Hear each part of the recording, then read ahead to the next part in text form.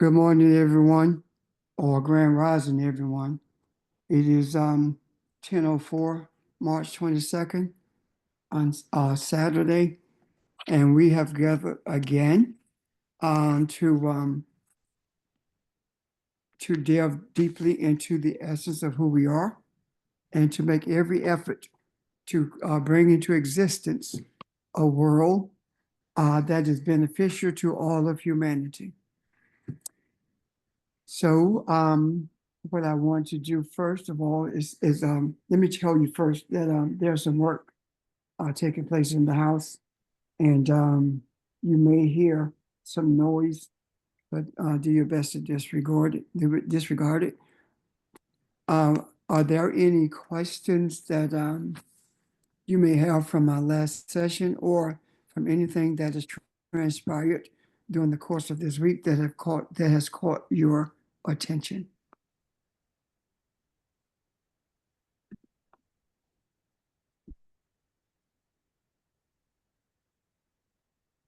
Okay, nothing, no questions, no comment.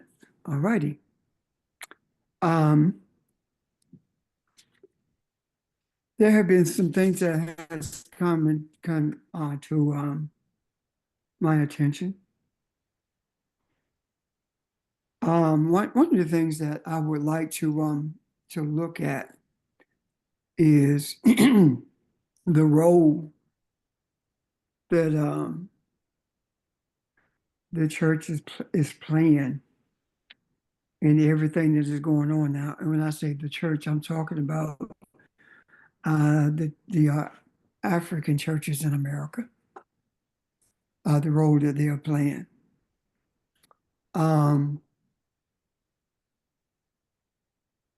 the churches are telling people to pray for a change in the government and encouraging people uh, to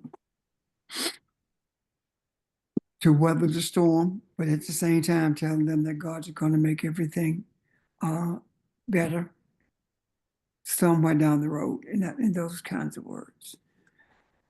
But I see it from a different perspective. I see that this would have been a golden opportunity for the church to get involved in, for um, the leadership in churches and conventions to play a pivotal role in demonstrating against what is transpiring. However, I do not believe that the reason they're not participating is because they don't think they should. I believe they're afraid. They're afraid of what may happen to their tax exempt status if they were to go out front or put their names out there in regards to what's taking place now, because they have seen that Donald Trump doesn't care about anything and anybody except himself. They have seen how he has removed the protection from all of Biden's children and have taken the security clearance away from Biden and Kamala Harris and Liz Cheney and some others. So it's not kosher to get your name out there in something that is involving something that is totally adversarial to Donald Trump and his ideas. Now, I say Donald Trump and his ideas because that's who the face of all of it is. But I do understand quite clearly that we are talking about the energy that came into place in this earth about 10, maybe 10,000 plus years ago, maybe somewhere between 10 and 20,000 years ago, that came into play with the introduction of Europeans to the earth. And now it's playing out in a way that will result in harmony and peace in the earth. Can I say So something before you go in another direction? You said something that is very huge, very big, and uh, we're at a place in the earth where the church is fearful. This is the people of God. There's something in their eyesight that's bigger than. Isn't this an opportunity? There's an opportunity here for the church, if you will. There's an opportunity here for those who is this our opportunity? Do you mean to tell me that this thing is the largest thing in the earth? This fear, this energy is the largest thing out there, that even the people of God have taken a back seat to it. That's huge. it is indeed. Yeah. And they've taken a back seat to it. For what reason? Because they're afraid of what will happen from the government. And they will be the first to tell you God has not given us a spirit of fear, uh, but one of courage and a sober mind, etc. It would be the first one to tell you that. Um, my response to that fear is this: whatever it takes to keep us out of the streets and let them handle it on their own, them meaning those who put them in office, I'll embrace that. If that takes fear to keep them from being in the streets, I'm good with that because none of us are out there. But I want to, I called Sheldon earlier and asked him if he would play for us a video that I sent to the teachers. And when the video is completed, I'm more interested in the words than the actual seeing it. But we'll come back. Okay, Sheldon, are you ready to play that? Alan, give me a couple seconds, please. 1001, 1002. Yeah, you got it. Just let me know when you're ready. I want Saturn seconds, so they're a little slower. Oh, okay. um, I think this says a lot. Ever get over the phenomenon that is taking place in the Black community right now. Like, Black people are actively healing their nervous systems and resting, while at the exact same time, the world is literally and figuratively burning. We all literally woke up one day without exchanging a single word, no meeting, no organizing, and just collectively made the same exact decision. Almost as if a switch flipped off and we all became different people at the exact same time. We just woke up and collectively said no to any and everything outside of ourselves. I'm over the conversation and legitimately don't care, but occasionally discourse around the Black community's response to the election lands on my FYP, and people are still talking about this in a way that assumes our choices are out of spite, that we're proving a point by not showing up and saying no, but it feels bigger. It feels like something has clicked, and I don't know that it can unclicked. It's almost like we have ushered in a new social order, or just like a fact, like the sky is blue, 2 + 2 is 4, and Black people no longer have the ability to show up for things, people, agendas outside of ourselves, not from a place of anger or resentment, but it just is who we are now. And it can't be influenced. It's no longer susceptible to race baiting, manipulation, the changed behavior of others. And it's this like inward and hyper focus on healing that allows us to be healthier and feeling more at peace in the midst of literal chaos than I've ever seen in my entire lifetime. And I am just, I'm consistently dumbfounded and intrigued, and would love to know from the, I don't know, like the social science baddies, the psychology baddies, like, what is this? What is this called? I like it. I don't think that I will ever get over the phenomenon that is taking place in the Black community right now. Like, Black people are actively Thank you. Well, Are there any questions about that before I speak to it? Comments? I love what she said. I'm embracing it. I mean, I have no words. Thank you. Yeah, good morning, everyone. Good morning, Pastor.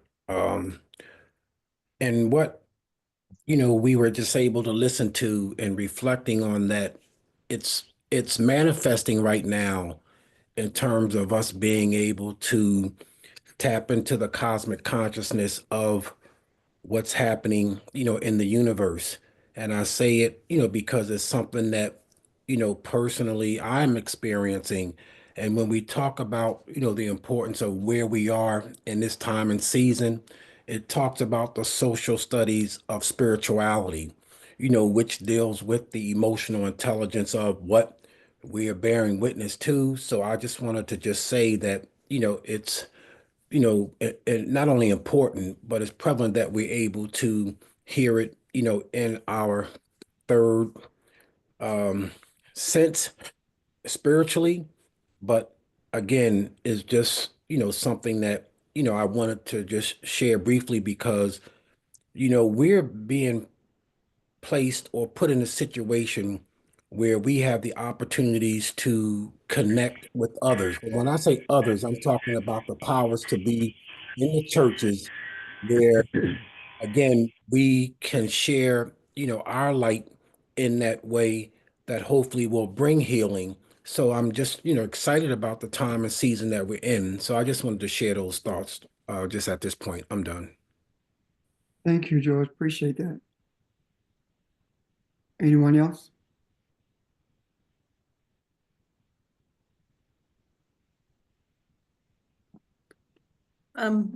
This is Audrey. I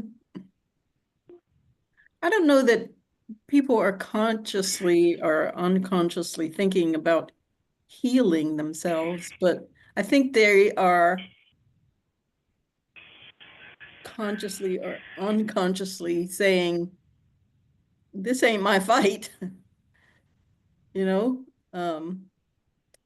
And I'm sure if Trump is coming for everybody, if he starts coming for us, we're going to be willing to not sit around and do nothing. But, Audrey, I honestly don't think that he's going to specifically come after us the way they've done it in the past. I don't believe that will happen to us. And the reason I say that is because I believe that we are experiencing an African shield that protects us.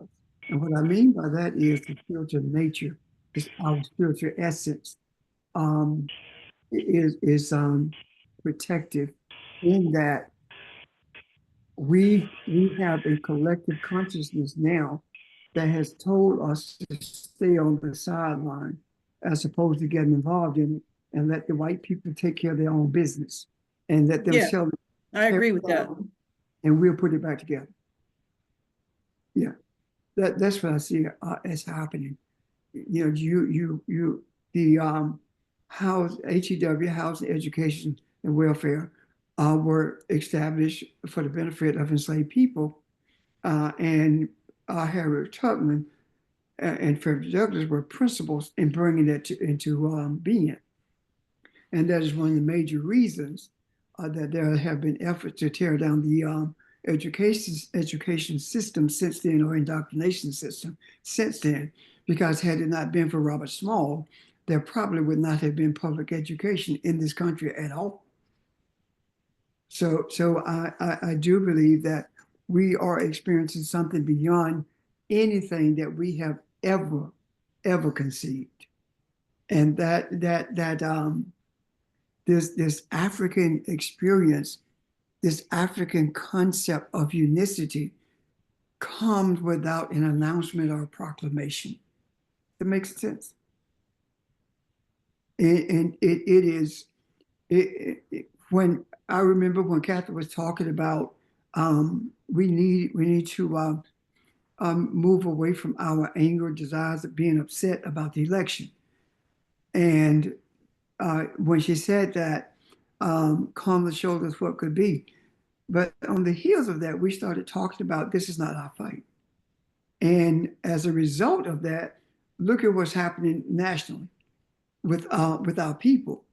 So putting that in the macro, I believe, is when we put that in the macro, we are seeing and experiencing the results of it.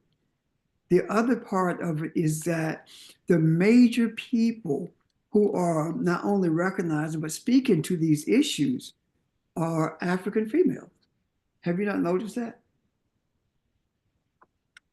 And I applaud that, because that tells me that African females not only realize who they are in terms of being the womb of the world, but also recognizing that masculinity is working with them in order to achieve the goal of standing as this government is being torn down and the foundation dug up, standing waiting for the opportunity to build a nation as opposed to rebuilding a country that does not love anybody except itself.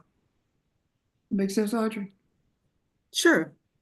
I think it's really, really beautiful that someone so young could really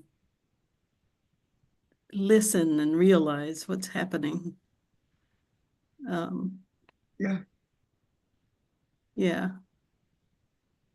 And I think it's because of what we've been putting out there about the ancestors too.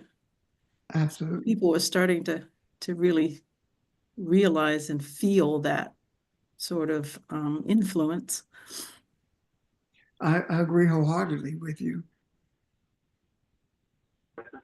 A lot of that, good morning. I'm sorry, go ahead, Pastor. Yeah. Good morning. This is Barbara. A lot of that has to do with all of the things that we've been saying. We've said repeatedly the weapons of our warfare, in terms of not literally the way that the physical warfare. The weapons are not physical; they are spiritual. And so this is a manifestation of the physical warfare. I'm sorry, of the spiritual warfare. For instance, like I think I've used this example before.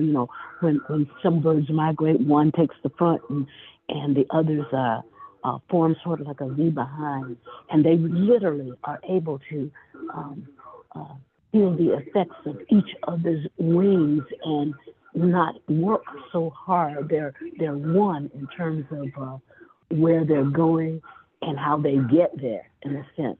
And so, and when one gets tired, another one goes back to the front, but they continue to form that V, and they all benefit from the power of what happens when they fly in this way. And so it's like the cosmic resonance is what I heard her speaking about. Cosmic resonance has nothing to do with what happens physically. It's like the African mind has bought into and have been enabled by this cosmic resonance, which speaks to the weapons of our warfare are not carnal. Whether some people understand that or not, it's happening. It's in the macro, and it's the same thing that we've been talking about for several years. And so it is awesome. It is awesome to hear that expressed in the way it was, with the intent that it was expressed. It's the same intent that we have. We aren't, we don't wish people to die. We don't wish for people to have bad outcomes. However, what happens is what happens, and lots of people are feeling what the African has felt for years and years and years. And so I think that's part of why we're not responding in the way that we used to either, because we've understood that those physical responses have done nothing, absolutely, well, not absolutely nothing, but have done minimal kinds of, have had minimal kinds of power to push us where we need to be spiritually. And so now that we understand from a spiritual perspective, we understand that we can sit back, we can stay in the resonance, and we can stay in the vibration of the cosmos, and just allow it to do its work on our behalf, but not only on our behalf, ultimately on behalf of all humankind. So it's almost like like parts of humanity have to go back and go through the machinations of what the African has gone through in order to understand the mindset, if you will. Understand, wow, that's what's been happening. And that's why Africans have responded in such a way. Now I understand. I feel what they felt to some extent. So I just think it's super, and I appreciate the observation and also the understanding. Thank you. Thank you. Appreciate that. I want to thank, let me say this up front. Cheryl, I want to thank her. She sent me that video last night, and after viewing it, I felt like all of us should have opportunity to have that experience that we received from the words of the young lady who was speaking. Georgia, who? There was someone about to speak as well. Was it you, George? No, sir. Oh, okay. All right.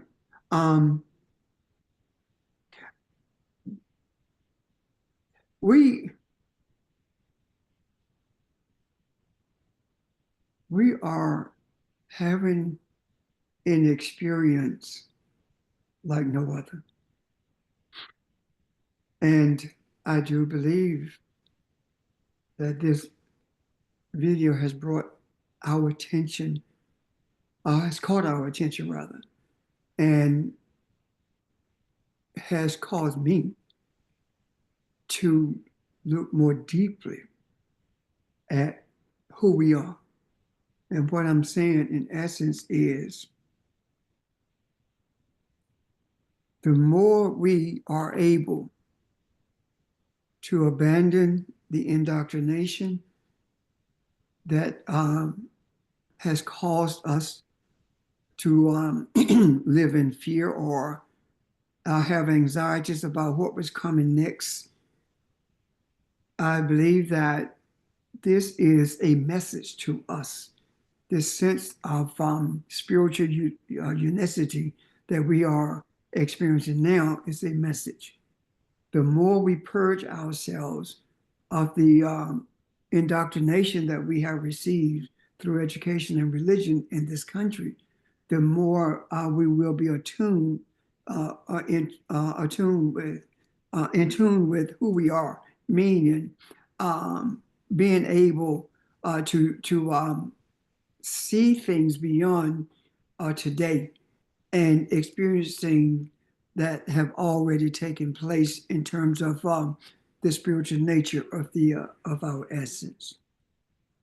How is it that a man who has a sixth grade education or sixth grade indoctrination, he had been out of slavery,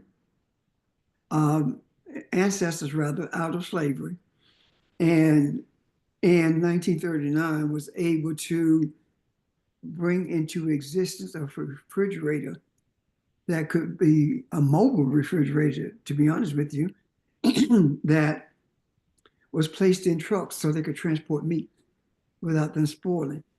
So where did that come from? He had never seen a refrigerator ever in this environment. So where did it come from?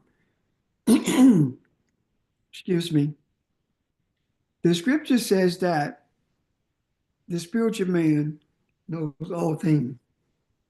To me, what that's saying is the one who knows that they are spiritual, everything is available to them. And what he saw was a need. And because of who he is and being less indoctrinated than the majority of us now, was able to see the mechanical method to put together something that would manufacture air cold enough to transport meat. Just as George Washington Carver, with the sweet potato and the peanuts, created over 500 things. So where did all of this come from? And George Washington Carver said that he got his inspiration from early morning walks. So what am I saying? I'm saying to us that the sooner you allay your fears, the sooner we move away from desires to understand the mind that would do the things that we are experiencing now in terms of this government. When we move away from that and begin to focus on who we are in terms of our spiritual nature, then we will be able to purge ourselves even more so, and we will be amazed at what we are able to do and what we are able to understand from the inside out, because everything that has ever been and ever shall be is spiritual. It starts spiritually, and if you are not spiritual, then you don't have you don't know that you have access to the mindset of the Creator. And when you know you have the mindset of the Creator, you become more creative than ever before. Does that make sense?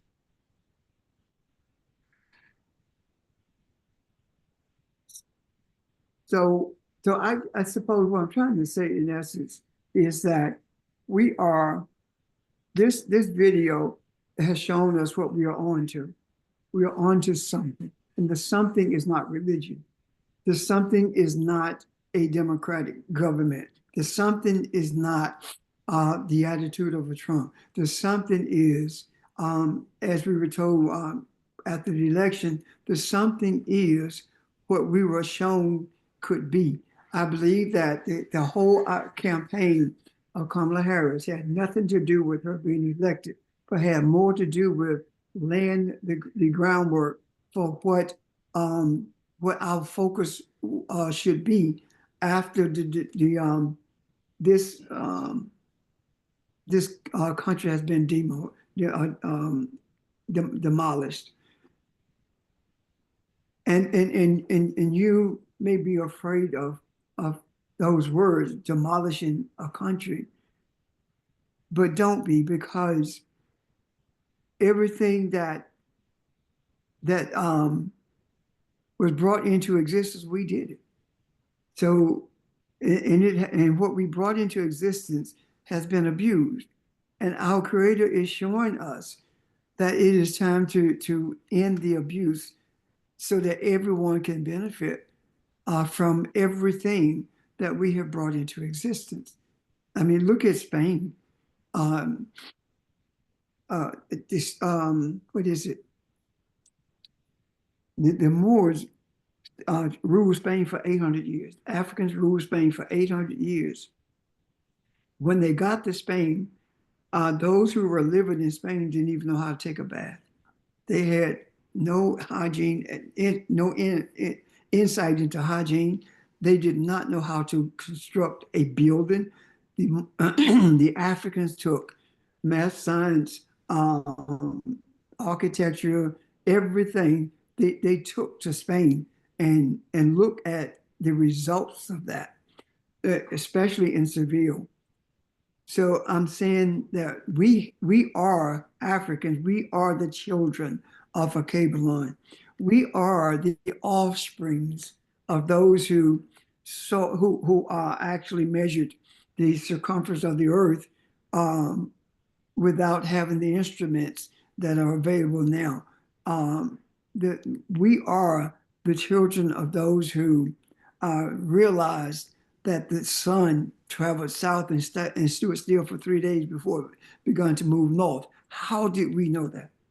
How is it possible for us to have known that without being able to see everything through the eye of the universe, meaning that everything was visible to us, which gave us opportunity and gave us the knowledge to be able to bring into this earth things that would be not only beneficial to humanity, but will also ease a burden of day-to-day activities.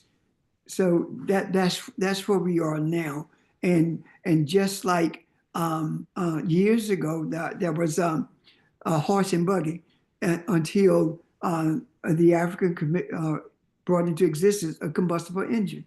So these are the things I'm talking about that we are privy to when we cease to be afraid of or cease to be discomfort by the exposure of what religion has really done to us, and exposure as to what this nation has continued to, this country has continued to do to us. The idea of going back to segregation. This is a repeat of Reconstruction. The concept of federal contractors being able to segregate without any punitive, with impunity, and that seeps into the states. So what I'm saying is that things have to surface for us to be able to correct them. We brought physical things into existence. We have brought physical things into existence. And hold on one second, please. We have brought physical things into existence. So it's now time for us to bring into existence the essence, not existence, to bring into an awareness the essence of what spirituality looks like. And this young lady speaking is an example of what spirituality looks like in terms of our being able to say, we are not getting on those streets, we're not doing anything. We are going to sit on the sideline, and we are not licking our wounds. We are healing from our wounds so that we are more able more able and more conscious of what we are supposed to not only do later, but what we are supposed to be doing throughout the rest of eternity. I'm done. Questions or comments?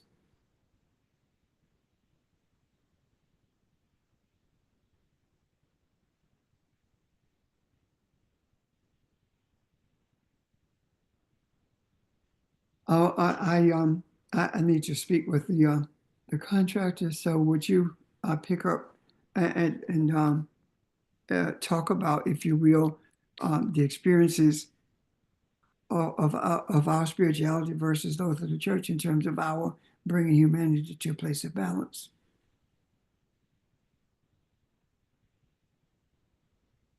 Hey, good morning, everyone. Rev, can you give me at least 2 or 3 minutes before you go deal with the contractors?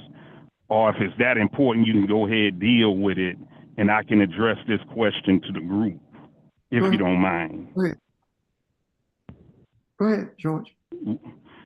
Okay, Rev, based upon what you stated, you said the spiritual man that knows.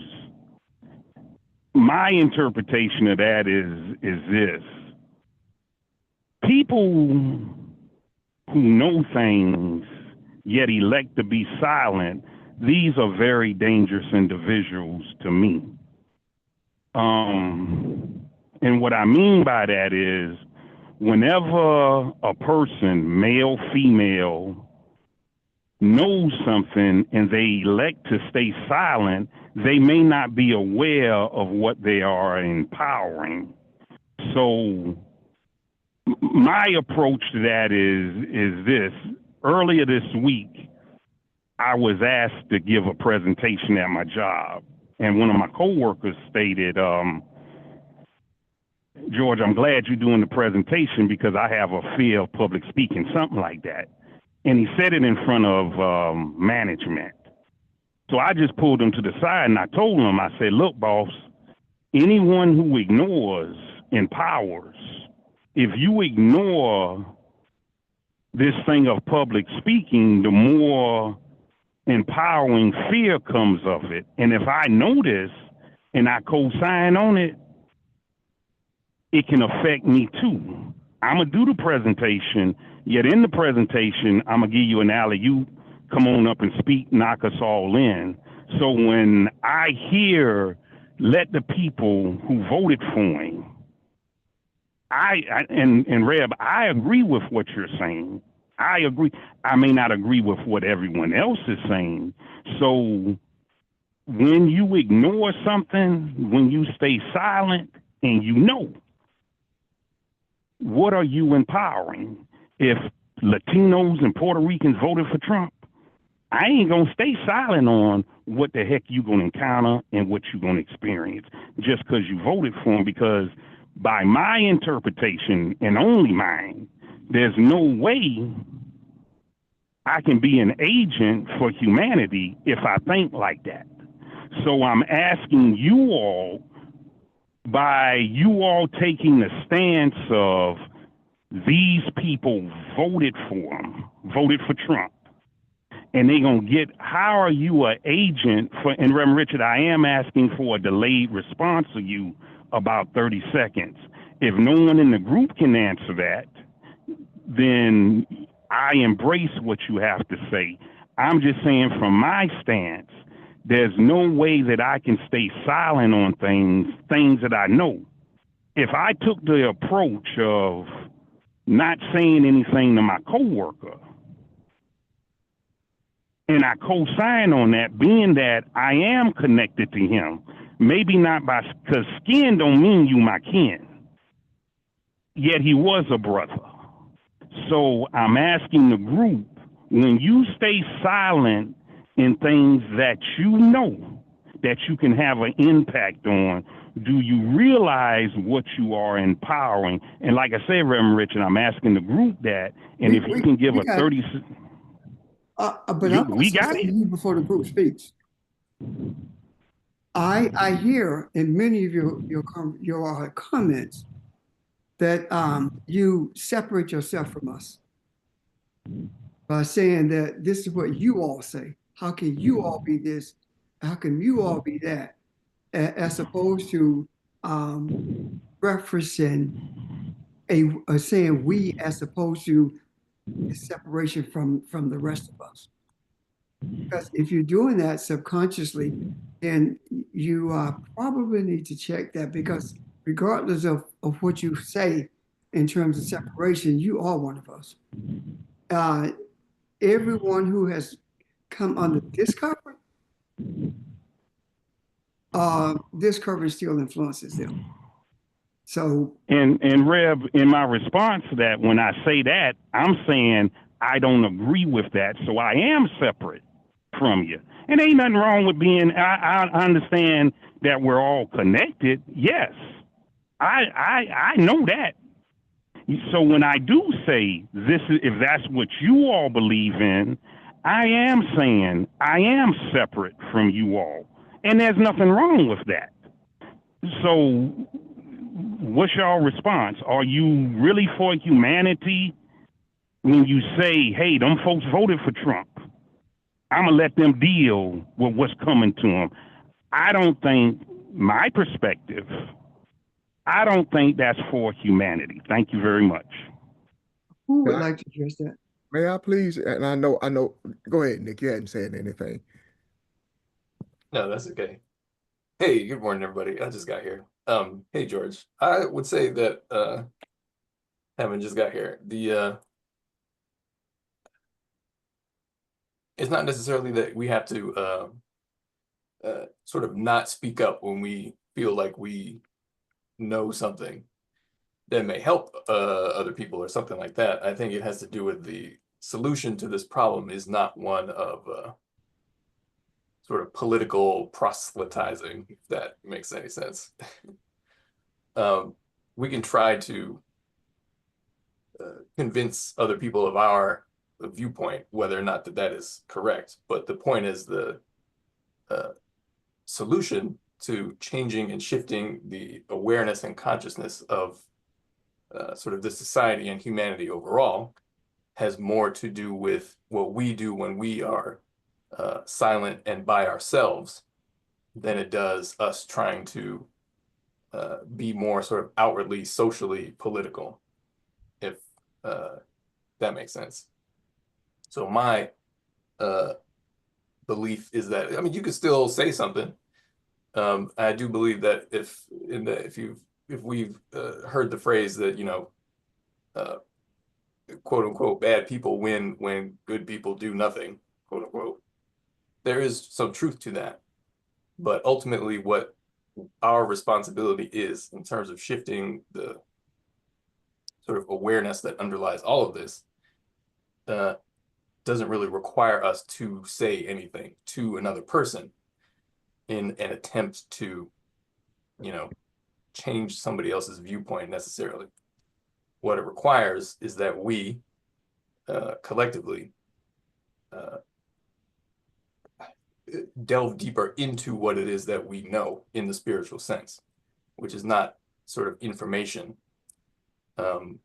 in that sense, but rather the awareness and experience of the interface with consciousness and spirit in a proactively intentional way.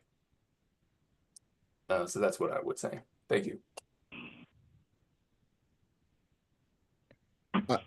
I guess I agree with what Nick said.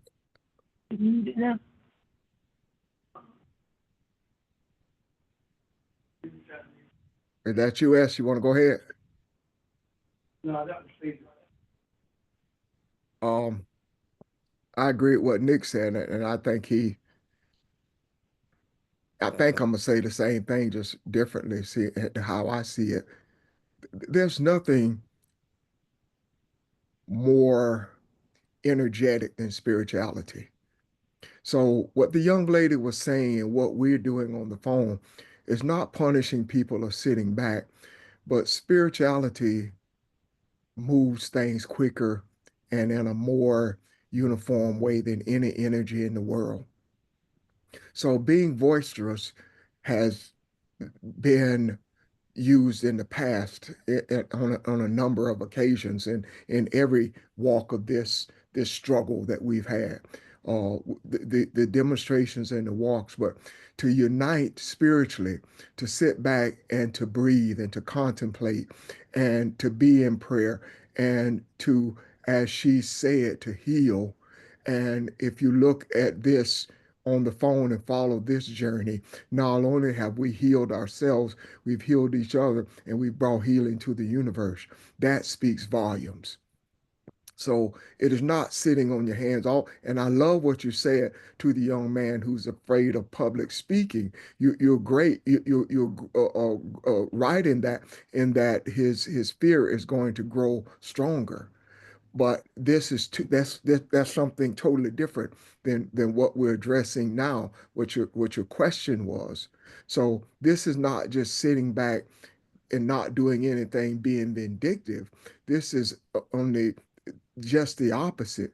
This is seeing and trying to unite men and mankind to uh, be one, to see themselves as being one people and loving each other and being compassionate.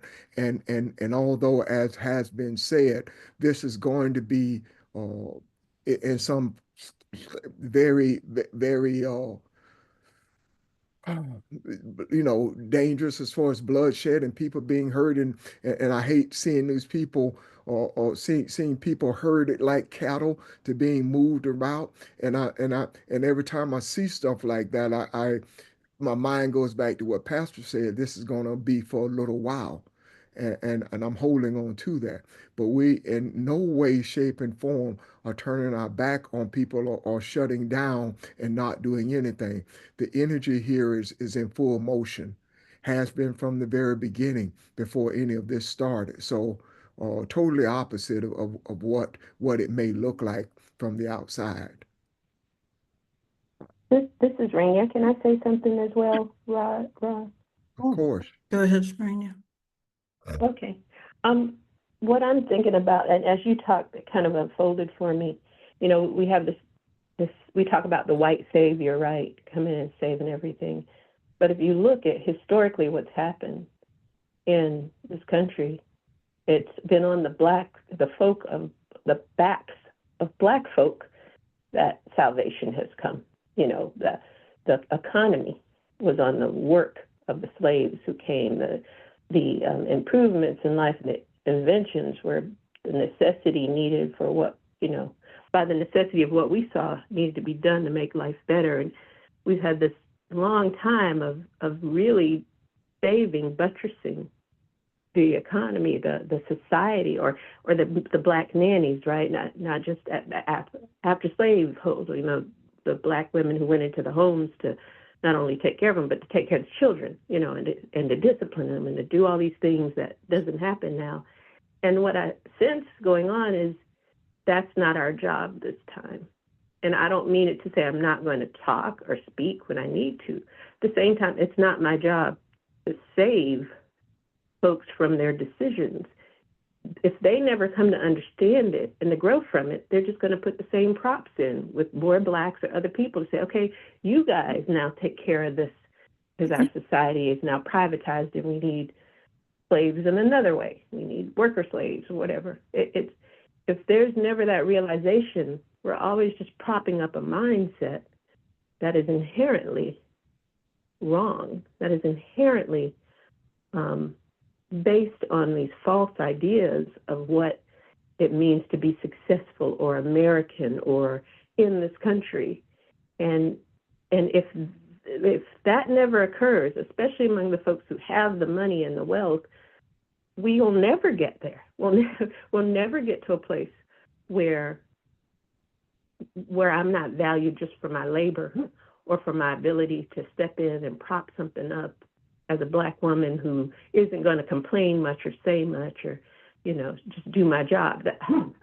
I don't know. That's just my sense as we're talking about this, is that resting idea. The idea here for me is not checking out so much as it is, how do I allow for the learning that needs to occur without me feeling like I've got to interject to tell people what they need to learn, because that isn't my job. That isn't, right now for sure, it's not my job to tell someone this is what you have to learn unless they ask me. And there are very many people who've got that mindset who are coming to me saying, what do I need to learn, Raina?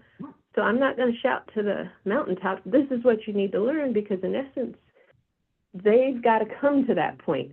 And if I'm always trying to make them get there, they never get there on their own. But that's just kind of my thoughts about it as we were talking here. So, I mean, if that needs to be corrected, I'm open to that as well. Well, Rainier, I'm thinking the same thing. This is Audrey. And just to add to that, I think, George, we've been telling the government to do the right thing for 50, 75 years. So we've been speaking up. But right now, this is kind of a different situation where sometimes it's more effective to be silent and let other people reflect and think about and realize what's going on. So, Rainier, I'm in full agreement with what you just said. Sometimes you got to step back and let other people realize who they are, or realize what's going on. Because, I mean, you can tell them all you want, but you can't make them understand it. You know? So sometimes it takes stepping back and letting them experience what they need to experience to come to a certain realization. So I think we are righteous people. So whatever we do is going to be the best interests of humanity. And in this particular time and space, spiritually, we all recognize that we need to step back. And I think that's what's happening. Yeah. And Audrey, Well, I agree with what everyone is saying, and I couldn't say it the way I really wanted to say it. However, Ron did allude to something that what I was trying to say. Do you know the difference when someone is being silent and vindictive and silent and spiritual? Because if you don't know the difference in that, that's where the chaos comes in. Some people are silent and ignore things just to be vindictive. Oh, I went through this. I ain't going to tell that person where them alligators at in the pond. I'm just going to keep my mouth shut. Know the difference, and I do ask. Give some attention to people who are silent only to be vindictive, and people who are silent from a spiritual aspect. And Ron, since you said that, what exactly did you mean with that? Thank you. I was trying to follow what you were saying. The silence that you feel is because you mentioned pretty much what you said. You're letting them kind of fall in a trap kind of thing. Are you letting them take their own way because they voted for Trump? It has nothing to do with that. Our whole mantra of this whole thing that started long before we even came to Zoom is compassion and love. And I have openly expressed on this air my struggle with that and coming into, and Audrey mentioned the word. The word is experiencing. Spirituality is about experiencing something. So we as a people, as that young lady was describing, we're experiencing something here. We on this phone are experiencing something. The nation is experiencing something. So all I'm saying is, this silence that she spoke of and that we're speaking of is not the vindictiveness of doing anything to people because they vote for Trump. That's what I'm trying to get across. We're trying to heal the nation. And as Audrey said, the nation needs, we're trying to heal, trying to bring about a nation. And that needs to be experienced. As we have or spoken in the past and marched and did everything, we may have been experiencing something that we thought needed to happen, but the country did not feel that. There was no connection to it. So now that it is being done personally to other people and they see it, they're looking and saying, you know what? You have always been there for us. What has happened now? Where are you? And that is the difference. So it is not a vindictive thing. This is a love and compassion thing. Did I lose you? What happened? Oh no, Hello? I'm still with Hello? you. What happened to my, Forgive me. Whoever was speaking can go ahead. I'm not Hello? sure what happened to my Zoom here. No, you're Chair, would you close your whiteboard? Okay. Thank you. Hello?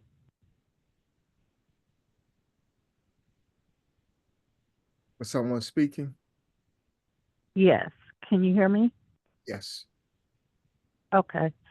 Um, so I work a crisis line in the evenings, and one of the things just talking about, you know, silence, and silence is not, a lot of times people call and they want you to tell them what to do. And my experience is we do often give some advice, some coping skills, but then it's not what they want to hear.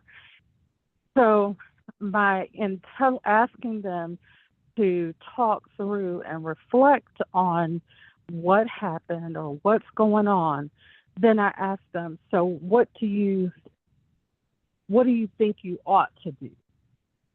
Just hearing yourself talk, what do you feel you ought to do? And most of the time, when they come up, they have the solution. They just don't think they do. And when they can verbalize it and hear it themselves, they embrace it more because it's them. They take ownership of it. So my silence a lot of times has, a lot of times they'll say at the end, thank you. And I didn't say anything, earth shattering. It was them. They needed to come to that themselves and not me. What's some advice you've gotten in the past? Because a lot of times they'll call over and over and over again. And until they finally say, I need to do this. I know that I need to do this, but I haven't been doing it. So being silent, it's not always that you have to put your 2 cents in. A lot of times less is more. Silence is part of the solution. It's not that and only you know the motives in your heart, because we've talked over and over again about motives. And it's not for us to sit back and spend a lot of time, is this person being sincere in their silence? Why spend all the focus on putting the energy out there that we've learned, we know that's inside of us, and keep it moving, and not focus on, let me see who's for real and who isn't. That reveals itself.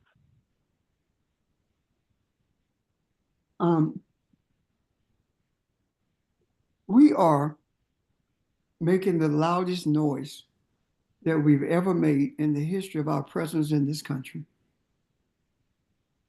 We're not screaming to the top of our lungs, no. But our silence is being heard. Silence does not mean that you're not speaking. The silence to us in the earth environment, sure, that's what it means. But when you understand the spiritual essence of who we are, you begin to also understand that the loudest noise you can make most of the time is being silent. Right now, there is great fear of our silence. And they are removing from the DOD website African military personnel who were engaged in battles that ended with them receiving medals. The accomplishments of Africans is being purged from every site in the government. Why are they doing that? Because of the deafening silence that we are presenting to them. They're making every effort to get us in the streets. They're making every effort to cause us to rise up and do a Black Lives Matter type thing, which will prompt them to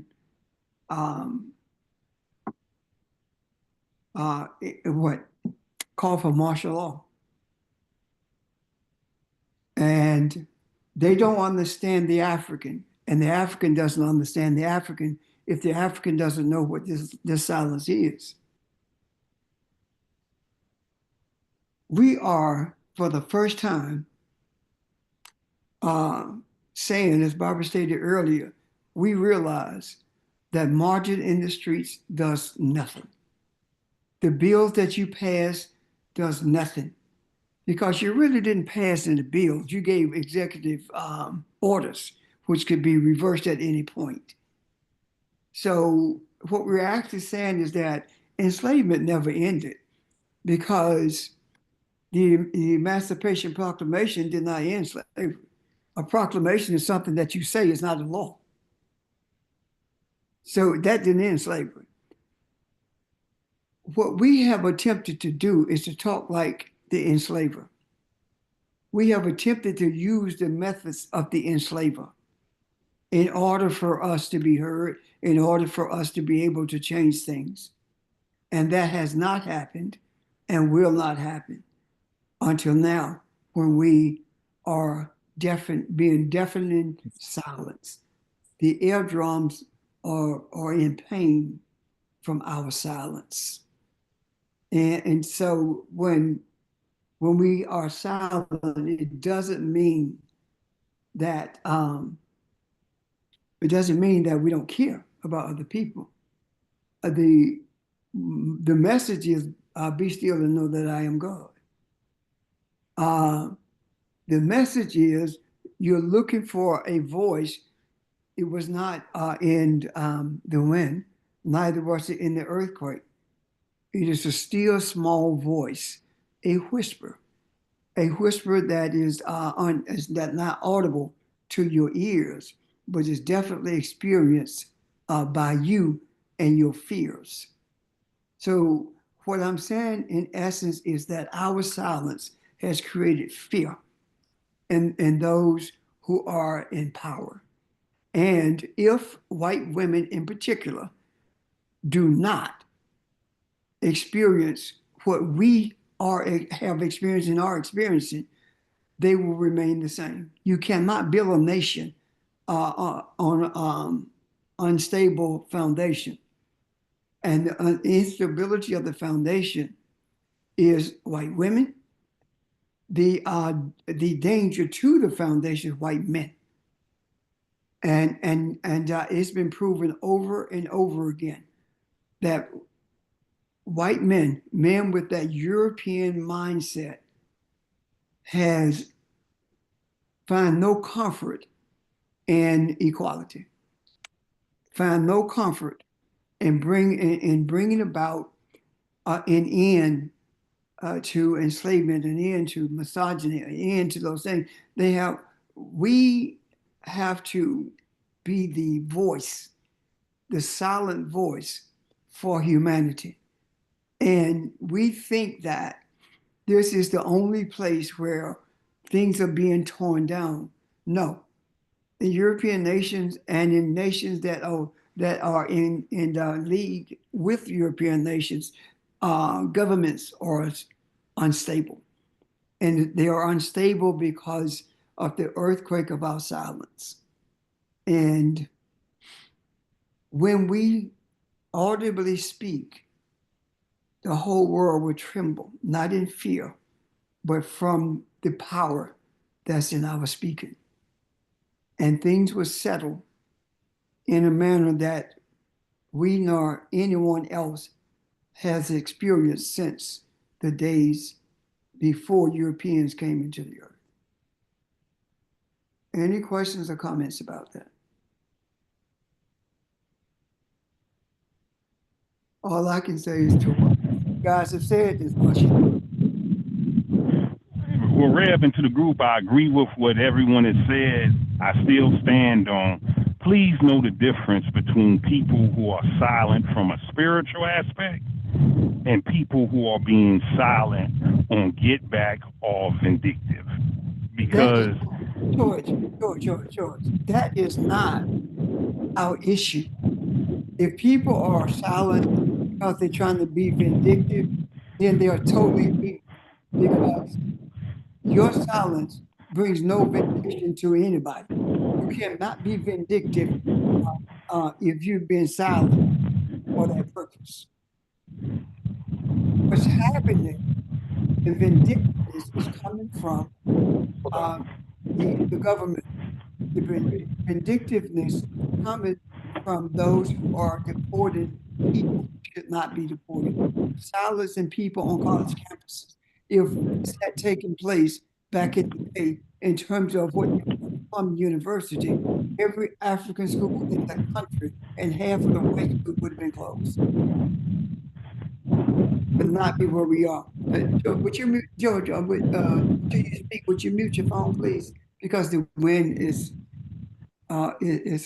loud. Thank you. Nick, did you? Yeah, it was about that. Okay, Sheldon.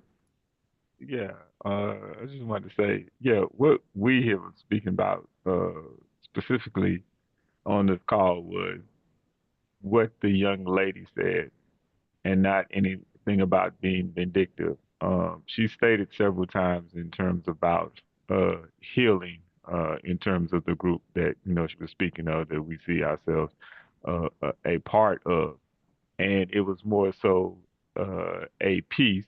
It was more so of not being vindictive, but more so saying, okay, that game that has been playing, the experiment of this U.S. colony, we're no longer actually participating in that game anymore, but more of a wisdom from the ancestors in terms of saying, okay, and she was acknowledging or saying what she was explaining was people actually, even some of them from a sense of a subconscious standpoint, actually walking into that. But it had nothing to do with anger. What I've been thinking about a lot in terms of what has been said is in the past, there has been a lot of fighting in a sense. So, in some sense, we've been a participant in everything that's been going on in this country. We got caught up in some extent. The assimilating, the want to be accepting, we're fighting for this, fighting for that. And now just realizing from a spiritual standpoint, and not just realizing it from, like I said, an intellectual standpoint, but realizing it deep down within, this is not my fight. And then in terms of the understanding that, okay, these people have, when you raise a child, you understand you cannot do everything for the child. There's some lessons the child will actually have to learn on its own. There's some things that child will have to go through on their own. If you are playing a sport, someone can't run the sprints for you, excuse me. The way that think about Karate Kid, all the little small nuances, the things that look like punishment on the front end, all those are lessons to actually be learned. And we can't make anyone do anything. You can only empower them. The example you used with the guy at work, you were more so interested in empowering him, which is something different from what it is that we're talking about. We're talking about that people have to grow up, and we can't make them grow up. These are matters of their heart and their own personal spirituality, and they have to get to the point where they think about others and they're not selfish, etc.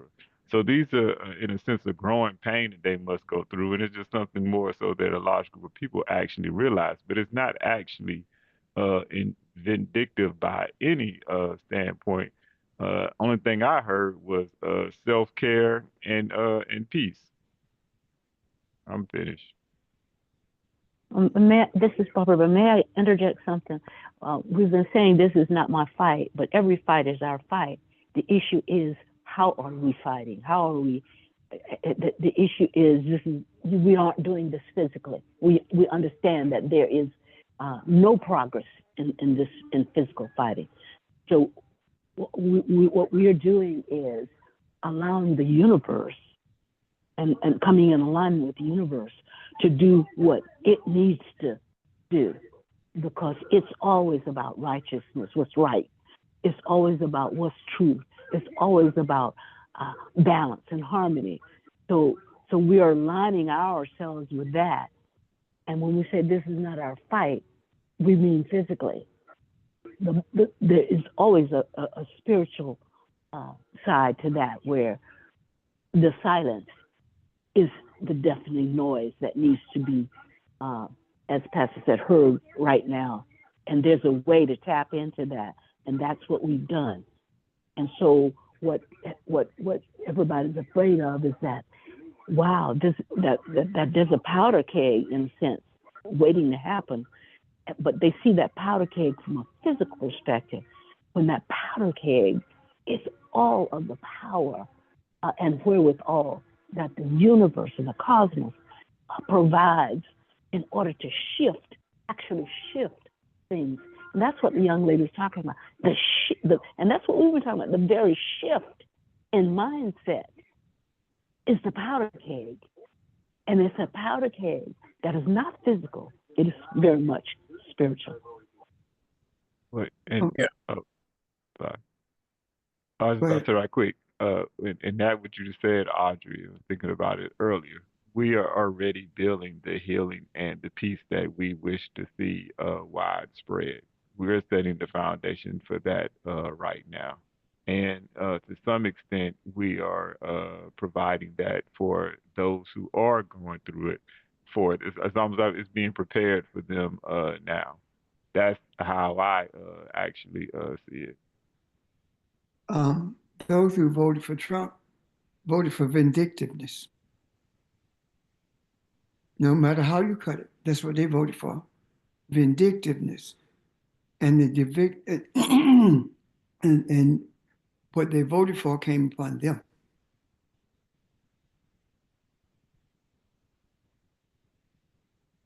I'm done. Yeah, there's always the principle of reaping and sowing too. Yes.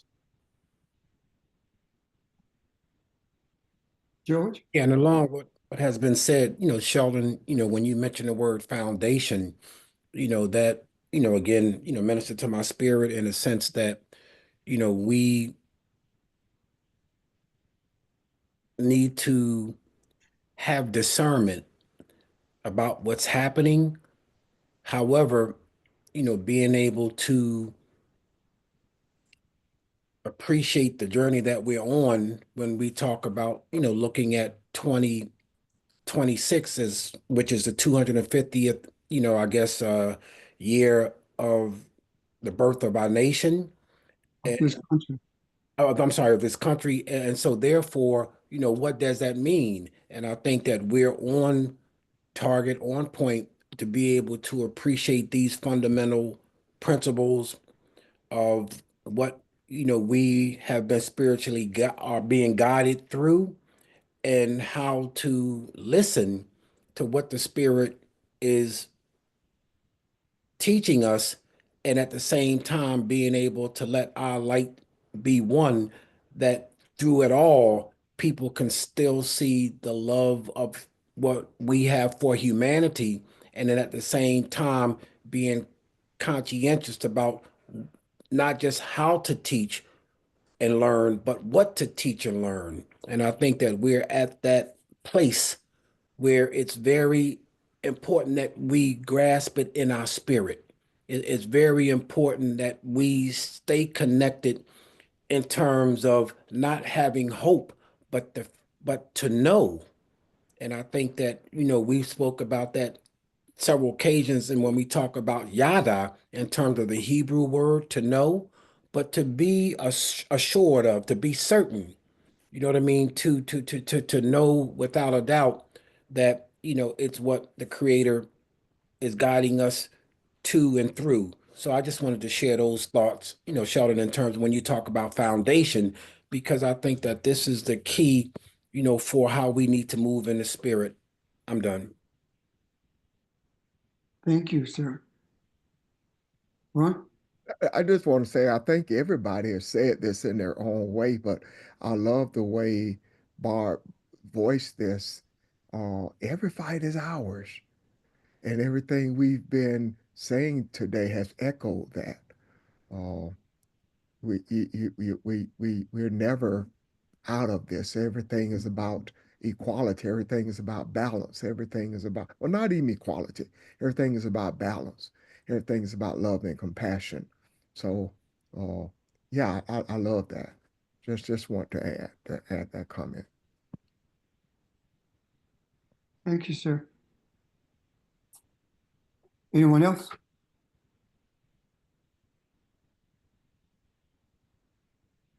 Well, I think we've had a great discussion today.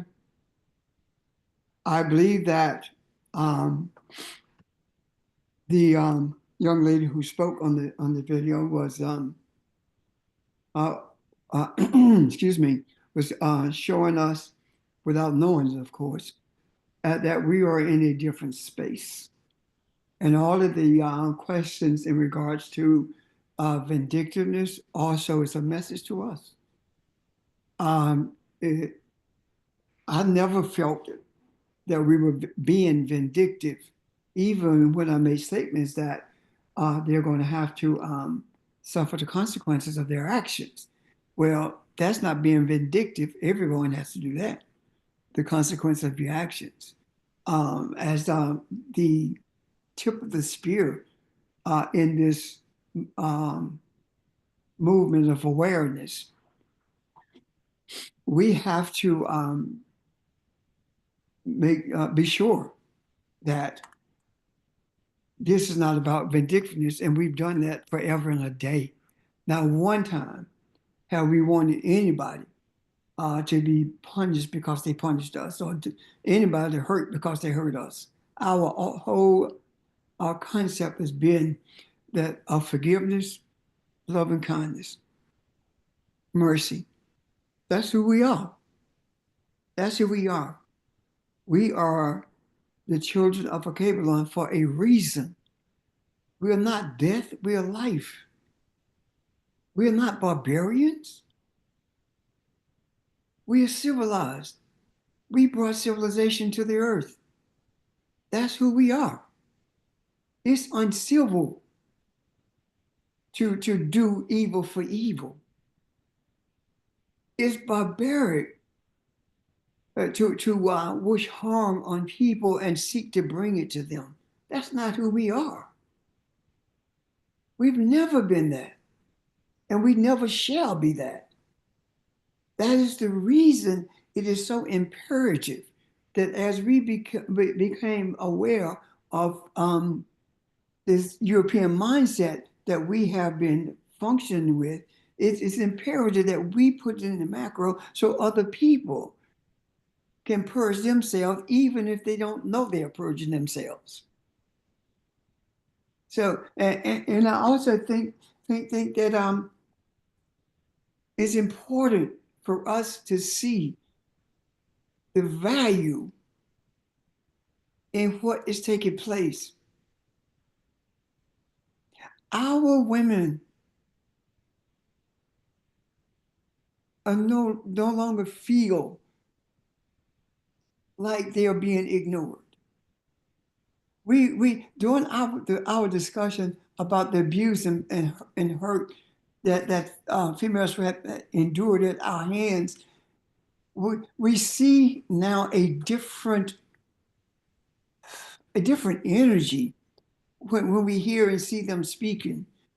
We are experiencing the joy of change, and at the same time being healed from the pain that we have endured for 400, 500 years. And now we are seeing that change. Why? Because healing could not take place until our females were healed, until we as men are healed. That's when healing takes place. Right now, we are not talking about a physical healing. We are talking about emotional healing. We are talking about the scars that you can't see. We are talking about the brutality that has been brought against our minds, the brutality that has sought to destroy our emotional stability. This is what we are being healed from. And in the course of this healing, we of course are healing others.